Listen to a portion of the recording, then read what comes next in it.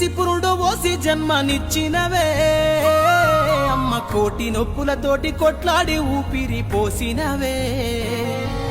రెక్క కింది కోడి పిల్లలాగా మమ్ము సాదినవే అమ్మ సాలి సాలని బతుకునెల్లదీసి మమ్ము పెంచినవే భగవంతుడిచ్చిన బిడ్డని మమ్ము బంగారం అనుకుంటివే భగవంతుడిచ్చిన బిడ్డని మమ్ము బంగారం అనుకుంటివే ఈ బతుకంతా మాకై దారబోసి